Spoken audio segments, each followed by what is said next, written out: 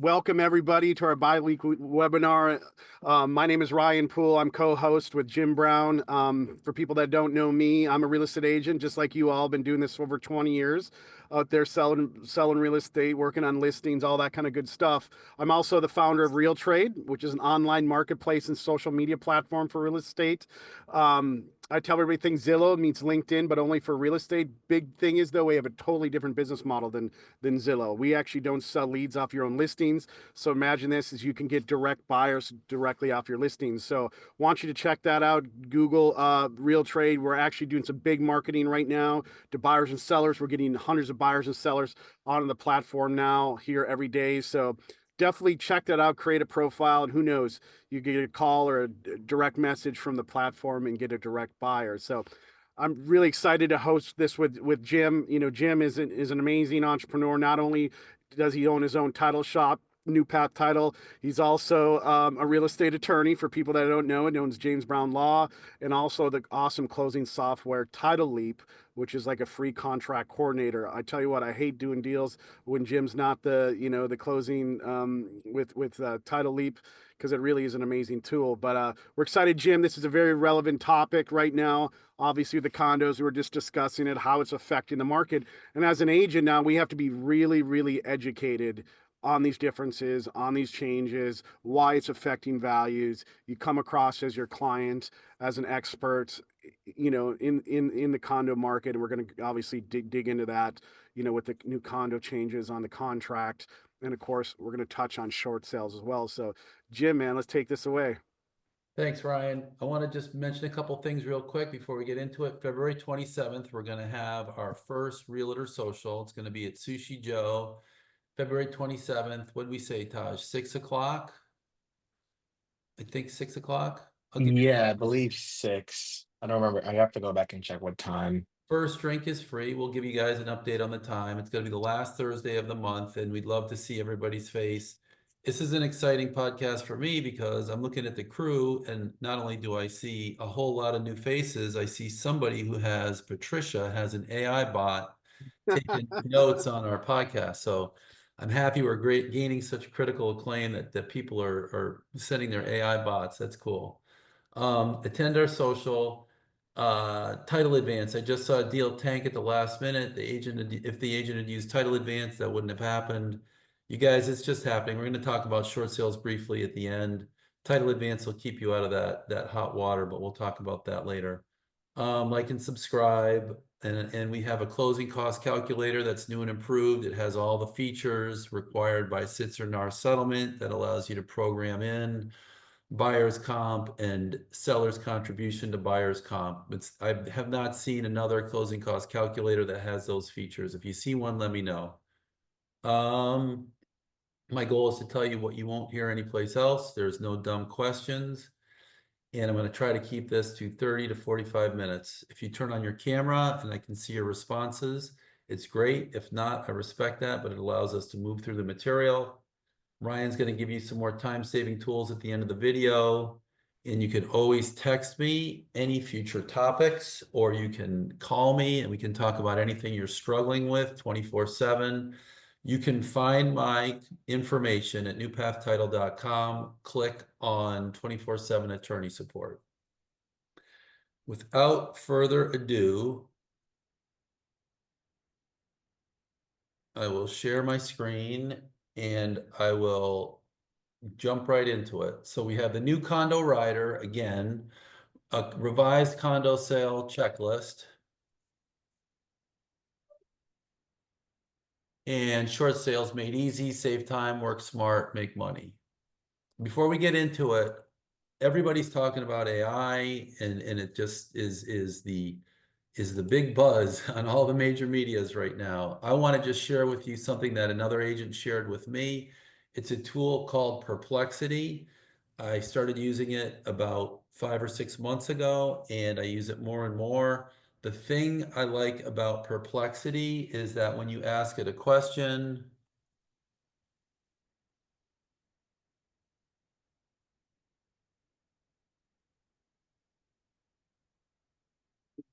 it gives you quick links to the sources wherever the information was derived. So if you ask it what statute, you ask it any number of different things, it's going to give you the source of that information easily. And you can make good decisions, or you can even ask it what statute applies, and it'll give you that statute concisely. And if you ask it a question and you want to drill down deeper, you can even say what statute or what rule supports that position, and it'll give you that information. You got to have some basic knowledge of a topic. If you're going to use AI, do not cut and paste an AI answer into a text for your client. I've had so many clients call me and send me a screenshot of what the agent texted them, and they want me to throw the agent under the bus. And I can't do that. But if you guys have any questions and you call me or you text me and we talk it through, I'm happy to give you the best answer to respond to your client. But again, don't copy and paste an AI answer and think you're going to be out of the, think you're going to solve the problem, unless you really know the topic well, and then you can feel comfortable doing that. But if you don't, and you're in the deep end of the pool, don't just blindly do that and think you're going to make your point and you're going to have that problem solved. It could just open up a whole nother world of issues. Today is January 28th, 2025. The Florida Realtors, those rascals at the Florida Realtors, revised the Condo Rider again. The old Condo Rider was dated 9/24. The new one is dated 12/24. 3 months. What is this? We used to take years to do this thing, and now we're taking months. No big changes, but you will need to do a little more research. I would not be surprised if soon condos just make a portal with these changes and all the documents in them. So what's happening now is we're getting a ton of pushback from associations, because as agents get smarter, they're asking the questions up front, and associations are going like, this avalanche of data now we have to provide. There's only about, I think the rule is, there's a rule on websites when a condo has to have a website or not. So if a condo is, I think the current rule is if there's over 150 units, you have to have a website. And then it's going to go down to 50 units and 25 units. Most condos, many condos don't have websites. Some do. My point is, I would not be surprised soon if all condos have a website with the checklist stuff we're going to go over in a minute to make their life easier. It just makes sense, because now they're just piecemealing it. Clearly, older associations are struggling. And again, as agents get more savvy, the associations are buckling. I'll provide a form and an authorized by statute and supported by law that helps you get what you need from the associations. And we'll go. I mean, that's pretty awesome, Jim, because I know in our last webinar, we had a lot of agents saying of the challenges that they are facing right now of trying to get the information from the condos, obviously, to share with buyers. So that's huge. Yeah, knowledge is key, right? Knowledge is strength. And so if you just say, give me this stuff, and they say no, what do? You call the attorney that you're working with, or you call your client. But really what you want to do is you want to have more frontline tools that you can reach into your belt and throw right on the table immediately. And that way you look like the strong agent, the knowledgeable agent. Ryan, do you see that there's a lot of condos going to bigger management companies like Castle Group and First Service? That's what I think I'm seeing Yeah. Say that again, Taj. on this side. Your screen's frozen, going in and out of freezing. Yeah. Is No, that he was saying, that- are you seeing more like of these condos, these kind of mid-level condos going to more of the larger Right. property Management companies. Yeah, to stay in compliance. Yeah, but definitely seeing that. Taj, your screen's bouncing in and out of connection, but it's super interesting having Tajay, because he's looking at all the estoppel letters, he's looking at all the orders, he's looking at all the associations, and we always call us the lifeguards, right? When we see trends, we see everybody in the pool, we can tell you guys how everybody's swimming or not. Yeah. All right, the basics. First and foremost, is it a condo? I just saw one the other day. A condo will always have the word declaration of condominium with a book and page in the legal description. I just saw one the other day where a lawyer who does real estate on a regular basis called a townhouse that was a condo, not a condo. And so they assumed it was an HOA, and the lawyer sent the wrong disclosure form with the wrong set of rules governing the necessary seller disclosures. Take 2 seconds, make sure it's a condo. The basics, that's why I call it the basics. Next is it nested in a master or a COA? We've all seen nested associations. Just pause and figure that out. I'll give you some ways to do that. You can look at it in the title commitment. If the commitment's out, that'll tell you. The estoppel letter will tell you.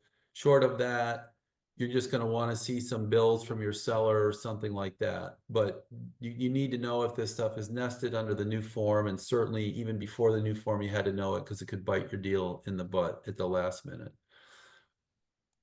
Are the assessments the seller told you accurate? I have had so many calls in the last couple of months where sellers called me in transaction, or as agents called me in transactions that we weren't doing, either saying the statement the seller gave them on assessments was wrong, because some of these buildings are changing assessments 4 times a year. The basic reoccurring assessment. So you have to make sure you're getting the right assessment. You can check the estoppel when it comes in. It takes 2 seconds and it's in Title Leap. You'll get a notification and you can just click on it. You can make sure it's accurate. You can circulate an addendum if it's not accurate, because under the case of Pine Tree, if the buyers can cancel any time if the fees are not disclosed by seller accurately. And what's accurately? You know, does it have to be to the penny? Not necessarily, but it certainly can't be $20 off on a $100,000 sale. $20 off on a many $1,000,000 sale may not be significant, but they have to be accurate. Otherwise, the buyer can cancel right up until the closing time. This was something I was going to do, but I decided against it. All right, this is a higher level discussion, assuming you already know the Condo Rider bones. Here is a pretty good discussion of the condominium basics. It's a video, it's put out by a lawyer, and I think that they did a pretty good job of explaining the basics. It takes a little bit of time, 45 minutes, but if you're rusty on the condominium rider, definitely pump that into your brain, and it'll help you get a big picture framework. We're gonna drill down right now, though, on a specific checklist of things that agents need to get, whether you're on the buy side or the seller side. Some basics. Sears, or the Structural Integrity Reserve Study, also referred to as SB 4D or Senate Bill 40, have 2 parts: milestone inspections and SERS budgeting. What buildings have to conform? Condominiums and cooperatives. I get texts all the time if cooperatives have to conform. 3 stories and higher. Commercial and residential, 4 units or more, and 3 stories or higher, and parking garages are not a story. So I got a call the other day from somebody and they wanted to know if it was a 3-story building or not. And the first story was a parking garage and sections of the building, and there were multiple condominiums within that structure. Some of them were 2 stories over the parking garage and some were more stories. So the answer was quickly the ones with the 2 stories over the parking garage, although it appeared to be 3, didn't have to conform to milestone inspections, but in the separate association, it was down in Miami, on the other side, the 3 stories or more had to conform. Is that clear? Yeah. Parking garages don't add to the stories. And 25, yeah, 25 years or older. I heard it explained this morning again, really, really well. What applies? Every 30 years from the date of construction, or 25 years if the building's close to the water, and then 10 years thereafter. Best, shortest, simplest explanation I've ever heard. Who has to conform to these 2 testing standards and budgeting standards? Every 30 years from the date of construction, and then 25 years if it's near the water. Or they even have a rule about municipalities if they think that areas are especially sensitive, but I would not get into that because we're going to give you a checklist that'll help you circumvent determining if that applies or not. Very important is the right of first refusal. I've been practicing 40 years. I never see this come up, but rarely. And we had one the other day. We took them in as a client and they had the building's right of first refusal. There looked like there was some bad faith. You have to understand the rights of first refusal. All right. It is estimated that 50% of all Florida condominiums will not comply with Senate Bill 4D. This is an old one. This is from a topic, let's just take this right out because we go into it again at the end. There are a lot of properties that aren't complying with milestone inspections and the required budgeting.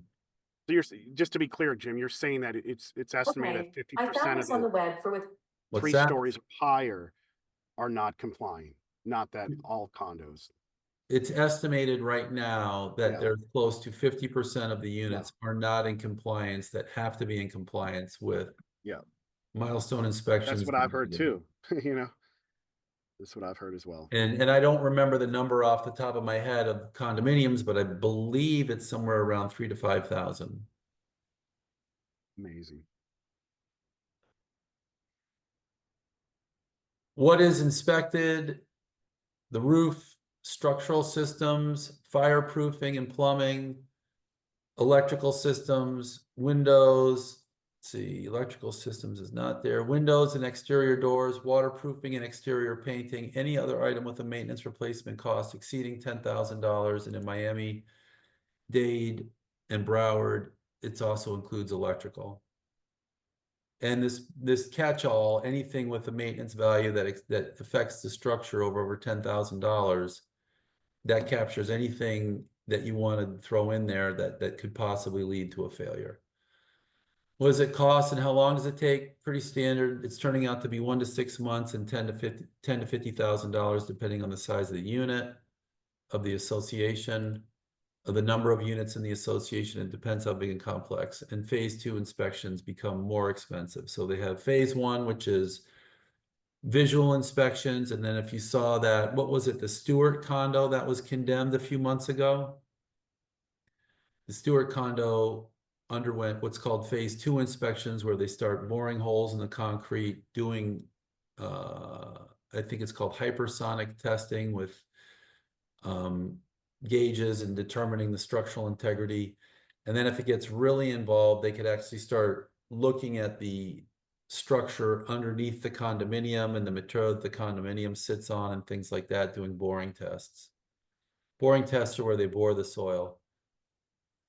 Main topic.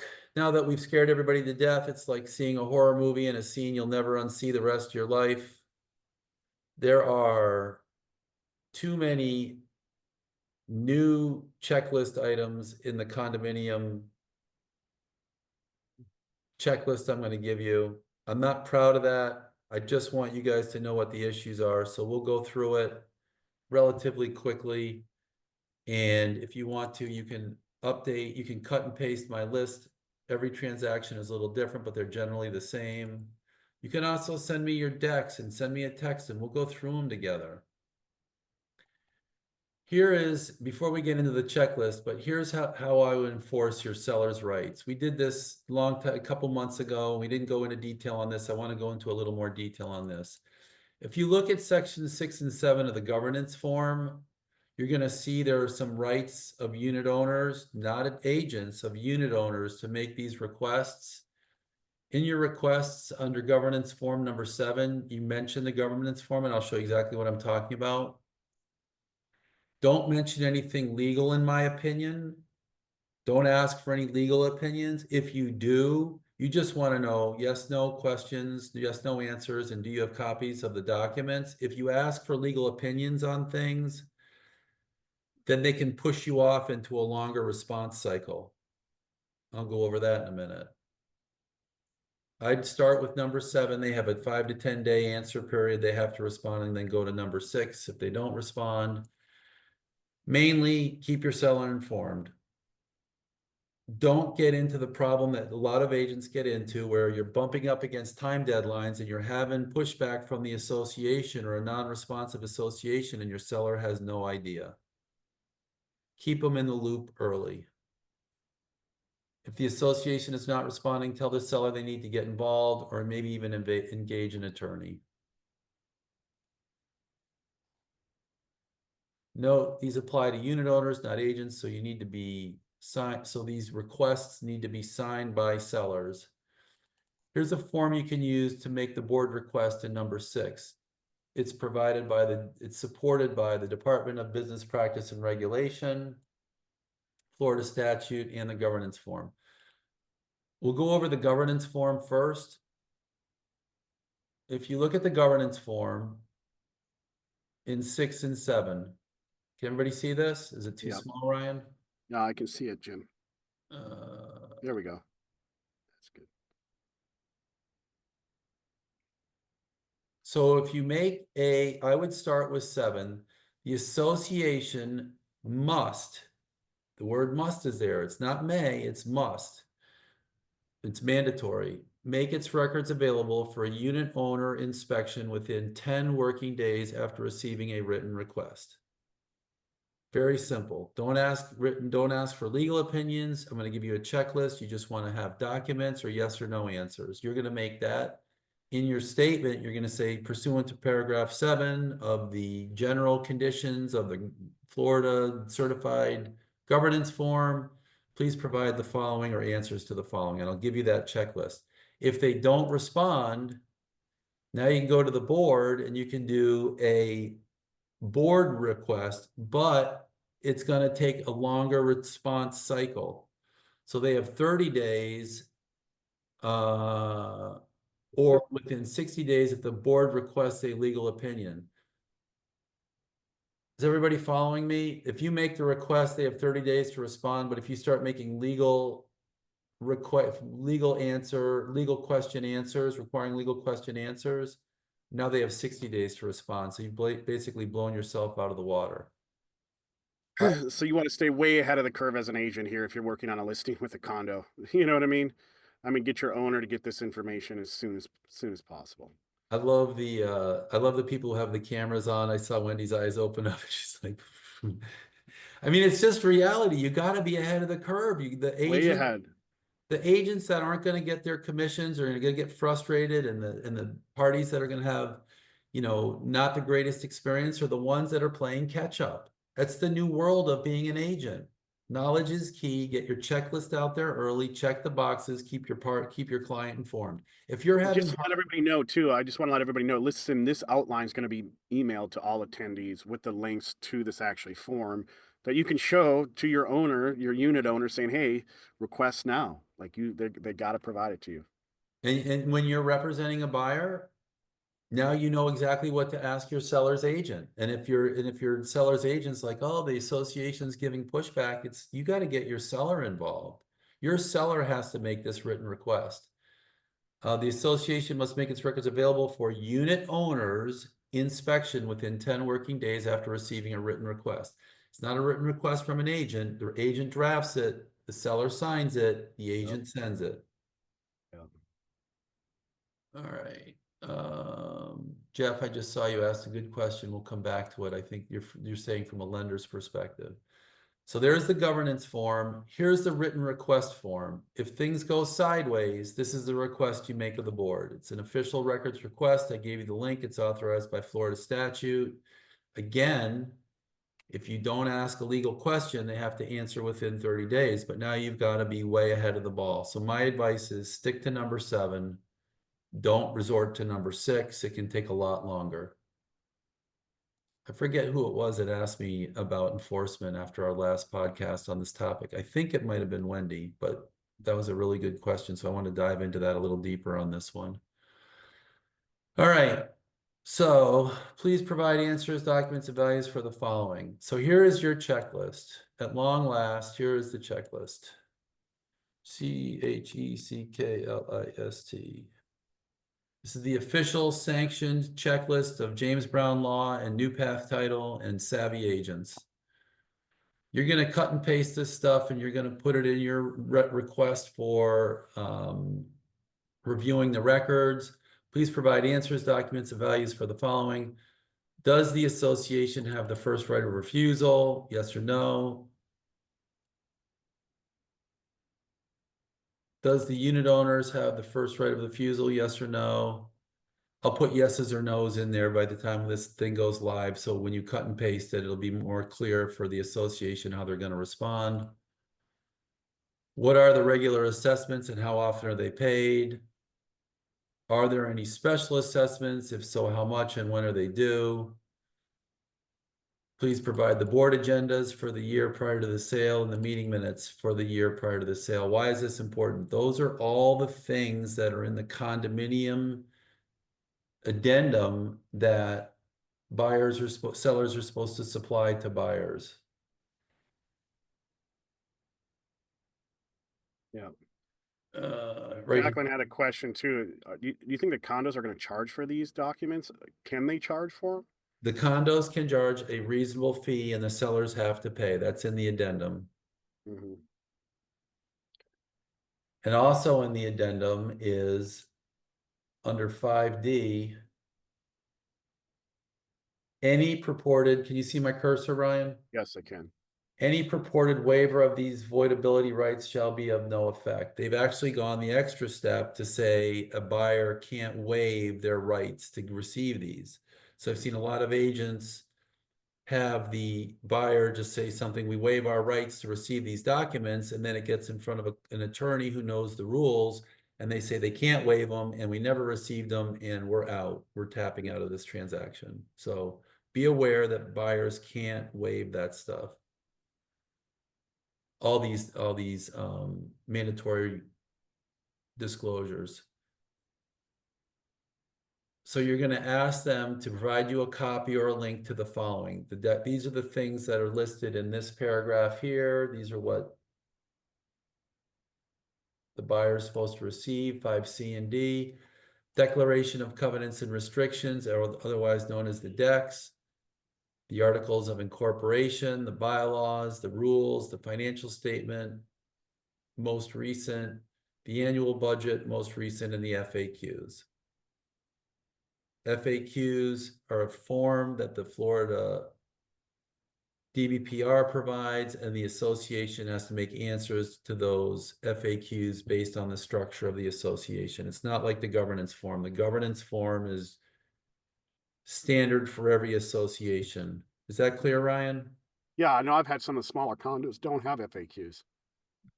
Some of them don't, but they're required by law to have them. And so how do you deal with that? You tell your seller they don't have FAQs. They won't give them to me. They've never made them. Seller says, what are we going to do? And you say, we're going to just disclose it to the buyer. That's all you can do. If it's not available, it's not available. Yeah. Are the parking spaces, storage locations? So this is more of this is 14 on your checklist of what you're asking of the association. I'm not trying to scare you guys out of doing association deals. I know it looks like that. That's not my goal. Are the parking spaces, storage locations, or other amenities assigned to the unit? If so, what are the locations? That's in the association rider. I cannot tell you how many times I've seen a disconnect between what the seller's selling, and 550 Okeechobee is the greatest example of what the seller believes they're selling and what they actually own. It's the source of more conflicts in that building than any other building I've heard of. The courtyards too. Courtyards from Merit, yeah. I mean the courtyards, yeah, in City Place. City Place, yeah. The governance form, I provided a link above. That's something that you have to give to the buyer. You don't have to ask that of the association, but I put it in there anyways. Here's something I changed just for the podcast. This is new material. So they restructured the form. They restructured it last fall, and then they restructured again recently. It now is broken into 3 sections: milestone inspections, turnover inspections, and structural integrity reserve study. Yep. I think it could have been ordered better, but that's how they structured it. So here you're going to ask them again, just cut and paste. Are milestone inspections required for this property? Don't get into distances from the water and years and all those things that agents are getting hung up on. They're texting me and they're saying, you know, this thing is so many miles from the water and we know that an inspection is done and or inspection is due and their board's not and the association won't give it to us. Don't get into that discussion. Just send them a written request and it simply says, is it required for this property? If you look at the way each one of these questions is structured, the way I've structured your inquiry, it's going to answer the rider the way the rider is structured. The first one says, has it been completed? The second one says it's not completed. And if it is completed, if it's required, has it been done? I'm sorry. The way I've structured is going to get you in the ballpark to answer the addendum quickly and concisely. The turnover, the same thing. Is it required? It's not required. Has it been completed if it's required? The structural integrity reserve study structured the same way. Is it required? Is it not required? And if it's required, has it been completed? That's what I gave you here. If yes, is the report completed? If yes, please provide a copy. Is the turnover done? Does a turnover apply? Mhm. And if the turnover applies, is the inspection completed? If it's completed, send us a copy. Yeah, Beth had that question. Unless the property was built after July 1st, 2023, the turnover inspection is not necessarily required, correct? I would stay out of that and just ask the association. Okay. If you start, you know, there's a whole bunch of intricate rules on lien theory, on lien priorities and condominiums and second mortgages. You can just, if you start trying to understand the nuances of all the rules instead of just answering questions, and what I always say, be the conduit of information. The agent never wants to be the interpreter of information.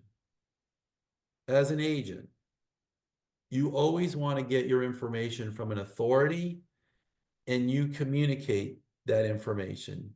When you start talking about turnovers and date triggers and things like that, I would not go that far.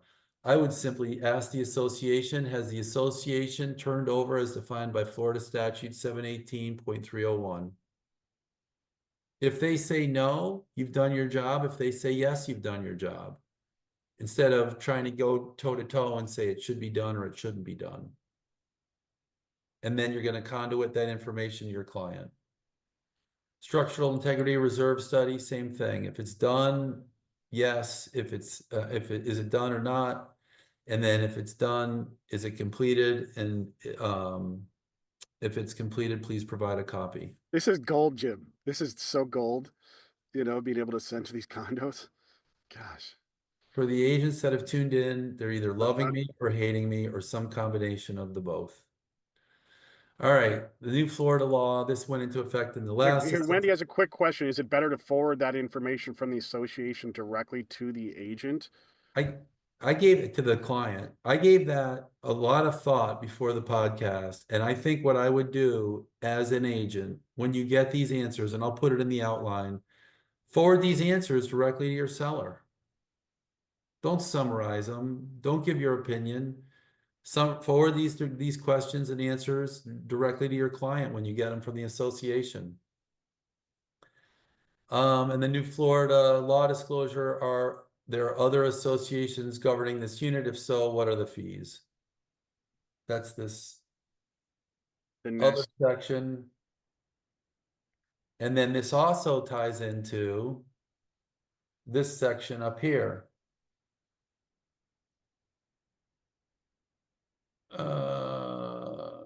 You guys are really going to hate me when I tell you this next one. Where's the section, Ryan, that talks about, I thought it was right after 5. There's a section that talks about HOAs. Do you know what I'm talking about? Yeah. Well, I Here mean, it is. No, here it is right here. yeah. If the property is part of a homeowners association, see Rider B, homeowners association, community disclosure for further information, including additional assessments and fees. Rider B is the B in the standard contract form when you have the list of riders. You're going to have to check that, and then you're going to have to fill out one of those in addition to. So I put that in the checklist. That'll trigger you to go back to that section. I said 5 earlier, but it's actually 3. It's the very end of section 3. Okay, good. And last but not least, the 3 things you won't hear anyplace else. Are there any violations of the condominium association rules or regulations? In the decks, in the rider, it says that the seller is going to pay it, but it doesn't necessarily say that there's anything pending, and it doesn't require the disclosure. So if you ask that question, now you've got that answer, and you can have that, you can start doing that work or have that conversation with your seller. Is the association involved in any current or pending litigation? That goes back to this question here, which gets glossed over a ton of times. Here it is. Section 3D. Seller represents that seller is not aware of any pending and anticipated litigation affecting the property or the common elements. I heard a great discussion between attorneys this morning, and they were talking about this exact provision.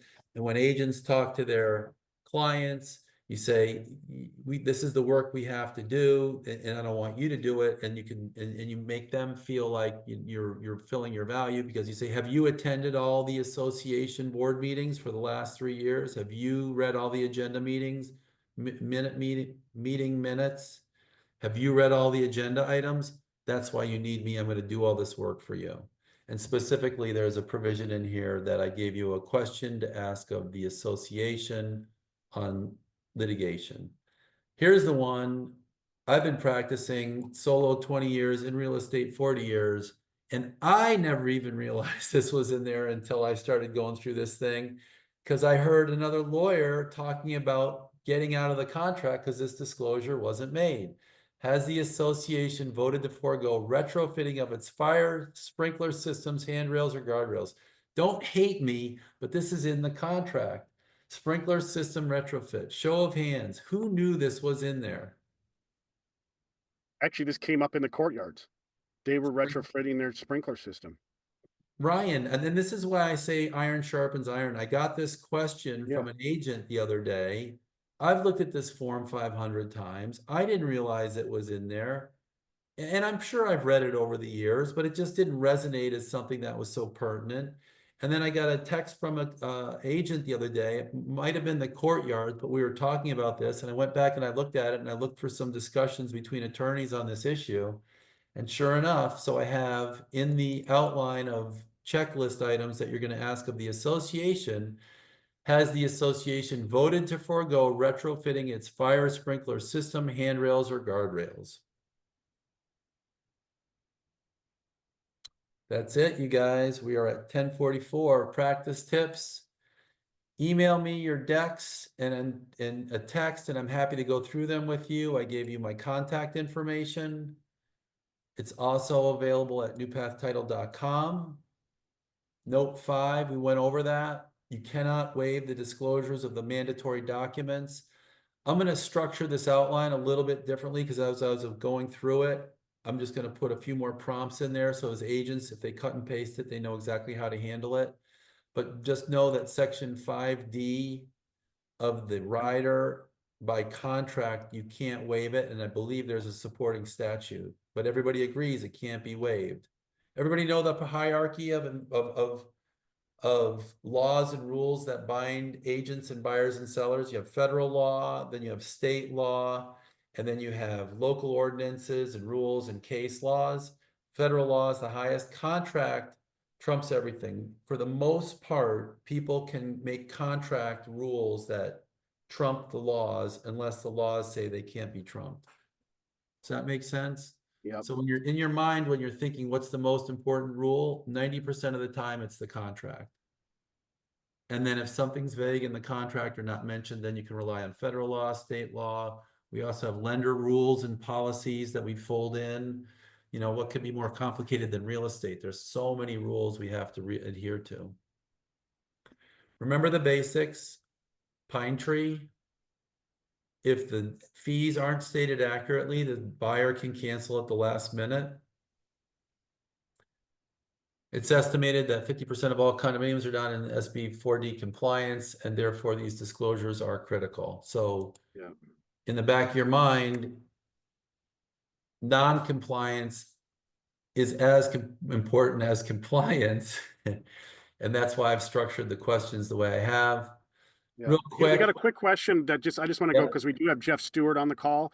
Someone earlier asked, since there are 50% aren't in compliance estimated, I mean, are the lenders now, since it was the January 1st, Jeff, do you know if the lenders are going to lend if they are not in compliance with Senate Bill 4D?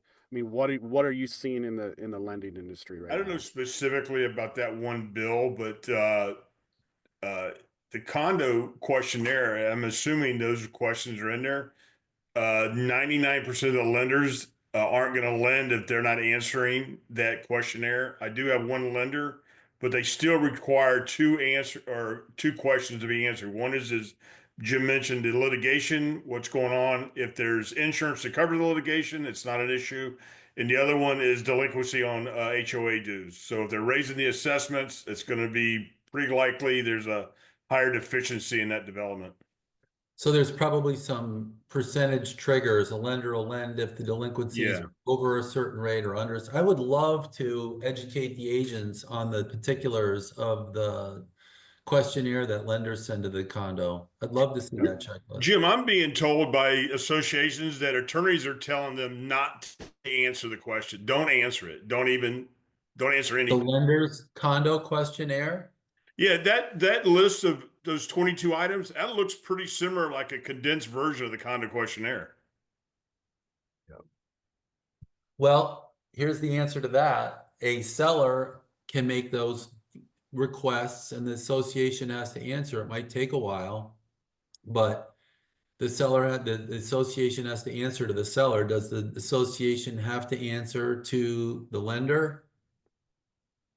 Not really. Not under any, I should say not under any Florida statute or regulation that I'm aware of. Yeah, it's to the seller. Like I said, I only have one lender that will lend in condos that won't That waive the answer that, but they disclosure. still Yeah. want those two questions answered. Yeah. Well, that's good to Now, know. So there is deals, there is lending deals. If they aren't in compliance, it sounds like a Senate Bill 4D. I mean, and You're talking about what Taj was talking about earlier. A lot of that, the lack of sales are probably because you can't get financing in a lot of these condos. So yeah. And then Linda brings up a real valid question here. She said the Condo Rider is a buyer's document, right? That they're putting in there with their offer, right? You put it in there. How is the buyer or buyer's agent supposed to know the proper answers when preparing an offer to purchase? Seems like it should be in a seller's disclosure. Agent liability seems high. I mean, I guess the question here is like, you as a buyer's agent now have to be more educated and basically educate the seller's agent. You know, well, I I mean, think that you're going to make your offer for price, and you're going to have an inspection period, and it's going to be subject to the seller providing the condominium rider. The buyer, there's no buyer's agent unless they've worked in the building on the seller side. They're going to be able to fill this thing out with an offer. There's going to be, TBD written all over it. You're going to make your offer, and it's going to be subject to a seller's disclosure. In paragraph 20, that's a great question. It's the tactical question. What do? You make your offer in the contract. You make your offer by providing a contract signed by your buyer to the seller. In paragraph 20, you say subject to an acceptable seller's disclosure signed by all parties or signed by buyer. well, yeah, you could put that in there. I guess how I do with the condominium rider, how I've done it before with buyers into condos is, I ask the seller's agent, as I'm filling it out and I'm going through it. And then I guess the seller then the buyer signs it, and then the seller, if it's correct, signs off on it. I mean, that's how. If the buyer puts in a fee of $68 and the recurring assessment is $85 and the seller signs off on it, the seller doesn't have the argument, well, the buyer signed it. The buyer drafted it. The answer is the seller signed it. You follow what I'm saying? Exactly, the seller signing it. Yeah, if you do it the way Ryan's suggesting, and you draft the contract and the addendum at the same time, and the addendum is drafted based on a conversation with seller's agent, buyer's agent, and seller's agent, and the buyer fills it all out. It doesn't matter if the fee is wrong or right. If the seller signs off on it, it's assumed to be right. Yep, exactly. So there's another tactical way to do it. I mean, it's Tajay and I and Christian were going through the condominium disclosures the other day. We spent, a 1 hour meeting turned into hour, multiple Cindy, hours. Cindy says I send the offer with a blank condo disclosure for them to complete, and we'll have buyer sign when received. There you go.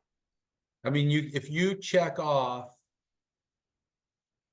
in the contract form, if you check off Condo Rider and you have your buyer sign it and you send a blank Condo Rider not signed by your buyer, the implication is it's subject to the Condo Rider. And it's got to be, because you've made the election and you've signed the contract form. Is what I'm saying clear? So you sign the contract, you make that election in the over the signature section that the condominium rider applies, and you send over a blank form. Whether you sign it or not, the seller has to complete it because it applies. Yeah. I'm kind of, and that's the danger and the benefit of doing these things live. You sometimes get hit by questions, but I think the tactical thing is questions you haven't really thought out answers for, but the tactical thing is don't burn up a ton of calories at the front, get your offer in as soon as possible if you're on the buy side, and get this thing signed up, and then you can figure out the condo rider. If you do it subject to in paragraph 20, then you're going to have the gift of time to figure out all the details and have those conversations with your client. And the inspection period wouldn't start until the condominium rider is signed. I like to finish I like to get everything buttoned up at the offer stage. Yeah. Should we go over short sales real quick? I mean, here's the short sale answer, titleadvance.io. Yeah. I mean, guys, this is an amazing. Let me just chime in, Jim, because I use this on every single deal now, even when I'm making offers on properties, obviously if I'm going for listings, but if there's any kind of crazy, title issues, or, if there's some kind of crazy balance on a loan that doesn't cover the sale, where they're going to have to bring cash to the table, hence a short sale, right? If they don't have the cash, it's a free service Jim offers, titleadvance.io. It's actually on your dashboard under Real Trade too. But man, this can save you so much time and effort on deals. It's incredible. The reality is sellers don't know, and I had one the other day, that their HELOC is a mortgage and it has to be paid off at closing. Not every seller, but a lot of sellers don't realize that. And so the PACE loans and the Y Green loans, I lectured a group of agents the other day and they didn't know what PACE loans and Y Green loans were. Those all have to get paid at closing, even though the seller was told by the person who originated the loan they're assumable. The reality is a buyer doesn't want that loan. Yep. And a lender won't do it, right? I mean, a lender won't do it and a buyer doesn't want it. So it comes up as a last minute problem, and a title advance will reveal that. Sellers aren't aware, so you don't even make the election in the contract, and then it just comes up when you finally get your title commitment late in the game. It's an amazing free tool. It really is, And with regard to short sales, you guys are our spies, right? You're out in the community meeting buyers and sellers. This work is great work for our law firm, and we'd love to do the work for you. And the reality is we're going to represent the seller in the short sale. And if you ever hear a seller say, I'm just going to let it go, you always want to say, talk to an attorney. You never want to do that. That's the death nail for a buyer, whoever wants to get a loan in the future. There's lending guidelines that have become loosened, but it still is the hangman's noose for anybody who ever wants to get a loan in the future for a long time to come. And you always have options. Never let a client say, I'm just going to let it go. They always have options. Real estate agents burn a lot of calories with the discussion. If the property is short, loop me in early. I can have all the discussions. An agent called me the other day on a Saturday. They texted me, we got a short sale problem, an equity problem, and we had the conversation with the client right then and there, and I gave him the advice. And the agent is now going to get the deal. But the point is, the agent didn't have to burn a lot of calories explaining the stuff to the seller and what the issues are. We negotiate short sales for a flat fee. It keeps the buyer in the fight. Short sales can take a long time. If you're going to send your short sale to somebody who doesn't charge a fee, the buyer has no skin in the game. It's my experience. They get frustrated, fed up, and quite often pull out of the deal after the agent and the title company have done a lot of work. If they give you some money up front to work on the short sale, they're going to be there for the long haul. If they don't give you the money up front, they're probably not a real seller anyways, and you're just going to burn a lot of calories. And what a lot of agents do is they'll go and they'll, we say, well, we want a flat fee up front. It's usually $1,500. Then they'll go find a title agent that'll negotiate it for no flat fee. And then they'll call me later and they'll say, oh my gosh, we did that for a year. And this is going back several years. We did this dance for a year, and then the seller pulled out at the last minute. And they just got sick of providing documents and income verifications and all those things. So employment verifications and all those things. Jim, don't you have to have the seller's lender approval on those two? That just because you make an offer that the seller will accept doesn't mean the lender will accept it, correct? Correct. There's a short sale addendum in the contract forms. And think of a short sale like a 3-party agreement. The first party is the seller, second party is the buyer, and the third party is the lender. Yeah. If any one of those people change their mind or has heartburn or don't like the terms, the transaction generally is canceled. And so the seller has to come up with they have to get terms that allow them to come to the table, potentially with nothing out of pocket. But it gets complicated quick, but the reality is exactly what Jeff said. The lender can squash a short sale.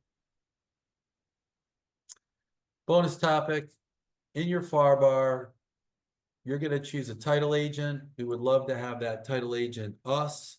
You can do that with no additional cost to your party. Take the standard title election in your contract that would be consistent with your county. So in Palm Beach County, it's the seller's pay. Leave it on the seller pay side. If you're representing the buyer and you want us to close for you, just simply write our name in paragraph 20 and our contact information.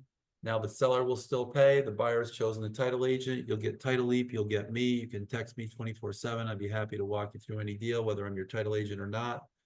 But if I am your title agent, I can pull up the documents and we can get to the bottom of your issue quickly and efficiently.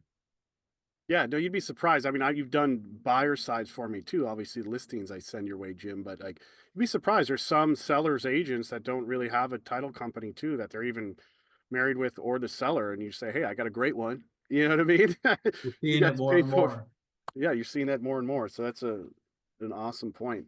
especially as agents get younger. They're not married to their title company. They just want to get it done. And Yeah. if the listing agent is, a young agent that doesn't have strong ties, and you say you want to use us, we're happy to close and keep everybody in the loop. And you get Title Leap, the free contract coordinator that keeps track of all your drop dead dates. I mean, I love it. Emails, text, so there's no surprises when the inspection period is, when the finance contingency's up, all that kind of stuff is kept right there in real time, which is amazing. Wow, Jim, this has been a really good one. We got, it's been a tough, year and a half with all these changes.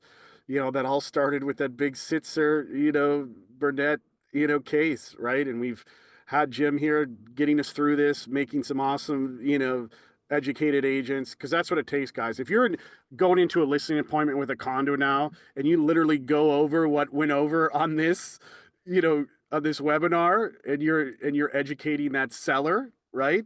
And that you're showing that you're, hey, an educated agent, it's going to And separate. that's your value proposition. These are It's the a huge value these are the proposition. things that are required under the contract, and I'm going to take care of for you. I know.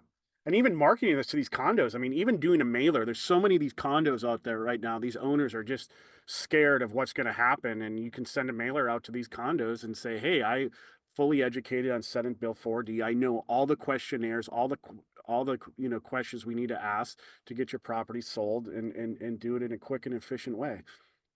It's a great marketing marketing I tool. love seeing all the new faces we're bringing into these podcasts. I love the repeat faces and I love the names that I'm not familiar with. Mm-hmm. It's great.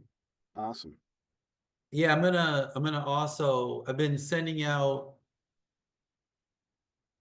marketing opportunity stuff. So the last one I sent out was The homestead. a marketing mailer on Homestead and the new fraud protection rules, or the new fraud protection pieces, and portability.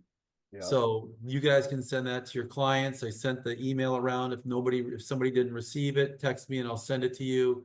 Just copy and paste it and send it to your clients and your I sent it database. to like 6 clients, and one of them was that I closed last year, and they were so like, "Oh my gosh, Ryan, you're right. We haven't filed our homestead." They were so excited.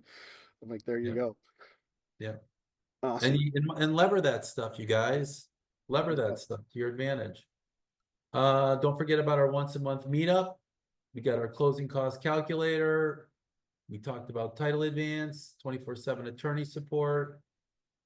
And we have a full service law firm for evictions, ejectments, partitions, you name it, we can do it. Transactions with trusts, all the good stuff. Probates, Yeah. people who don't have enough equity, and you got to use Real Trade.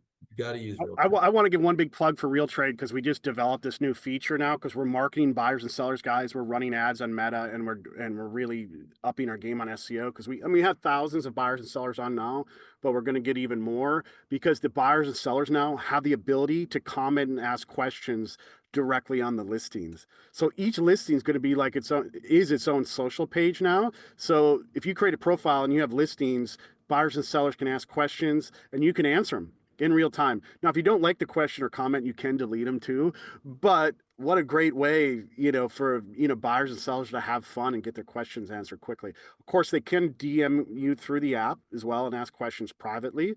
But it's kind of fun that you're starting to see, people make comments, heart save the listing, share them with their friends, and then they kind of go back and forth like a social media page for each listing. Super cool. It's amazing how well recognized Real Trade is becoming. I was in a coffee shop the other day and I heard some agents talking, and everywhere you go, people are talking about real estate. Yeah, no, it's I heard a totally. local agent. Our business model is different because we're not selling leads back to the agent. So we can do a lot of things that Zillow, Realtor.com, Trulia can't do. You know what I mean? So that's what we're really focused on is being able to do the things that those other platforms can't do because we don't sell leads. How we make money from the awesome service providers through a social aspect, like Jim, like Jeff on this call, they're supporting us and then helping you guys get free leads. So awesome. I'm quickly going through these questions. Did we get to all the chat? Yeah, I think we did, Jim. You did really good. So the SIRS compliance is at 3 stories and higher and 4 or more units. Yep. Yep. I think we got through all of them. So Your classes are great. Thank you. Great meeting. Thank you for all the info. All Yeah. right, you guys, I'm a little bit, I won't say hyper spastic, but I just love this stuff. And sometimes I get a little too deep in the woods. I'm going to try to keep it more surface, give you great outlines. But if you have questions, just call or just text me and I'll call you right back. no, that outline, you guys, everybody's going to get emailed the outline with that questionnaire. Those questions that you can ask the association. Literally copy and paste it. I mean, too, and I mean, like I said, go over that with your seller when you're doing the listing appointment. And go, hey, are the other agents doing this? I mean, because I guarantee you 90% of them aren't. Yeah. Awesome. Thanks, Jim. All right, you guys have a great day. All right. Good luck out there. Happy selling.